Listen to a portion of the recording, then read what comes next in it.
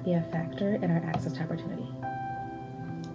Kind of a broad question. Do you consider yourself a feminist? I do, but I do add that I'm an intersectional feminist.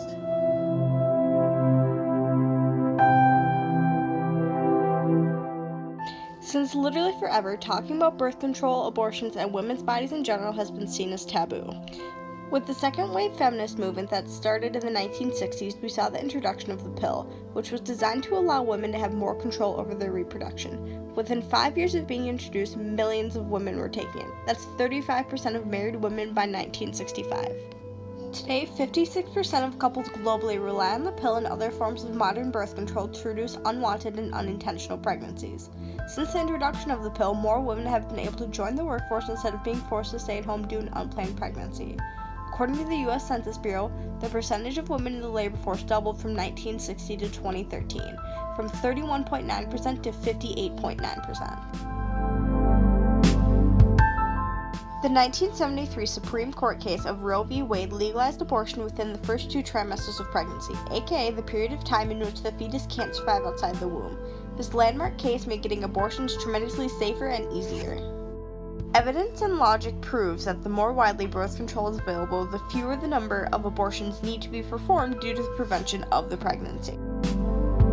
So why is there so much stigma surrounding birth control? I think just the whole culture of women not being able to decide for their bodies is instilled in a lot of us, which gives us our own kind of mental and emotional challenges to deciding for ourselves how our bodies, what to do with our bodies. And so choose to, take on reproductive health into their own hands, then they're scrutinized. And so there's a lot of that generational messaging from, mothers and aunts and grandmothers that our bodies are not really ours. And so then even just the comfort and confidence in asking for what we need for our body is a barrier.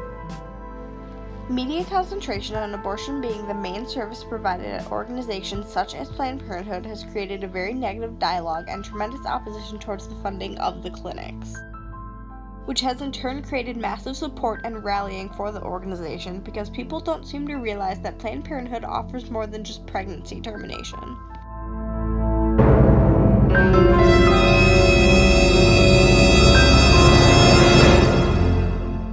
Reproductive health is women's health, and blocking or restricting its access violates the Declaration of Human Rights. Article 25 states that everyone has the right to a standard of living and health, including access to health care, but Congress is working towards passing a bill that would cut off federal funding of Planned Parenthood for an entire year. First issue is access to birth control is not easy for women. If our insurance doesn't cover it, we have to come out of pocket for it.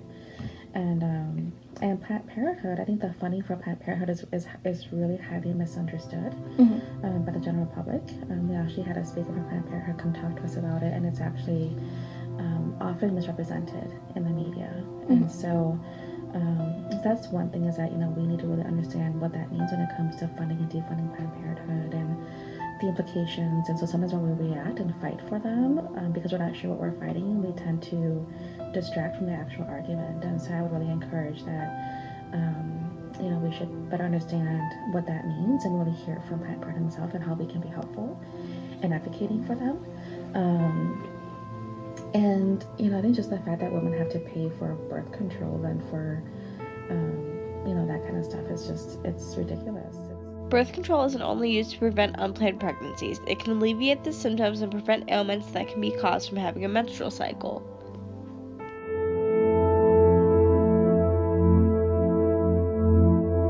When we do hear in the news about defunding Planned Parenthood, what does that actually mean?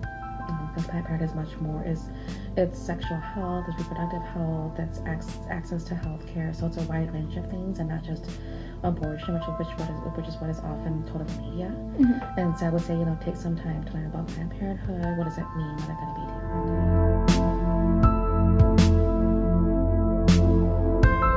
So under our membership, we have Planned Parenthood, we have NAWAL Pro-Choice, there's also Family Tree Clinic, also here in St. Paul.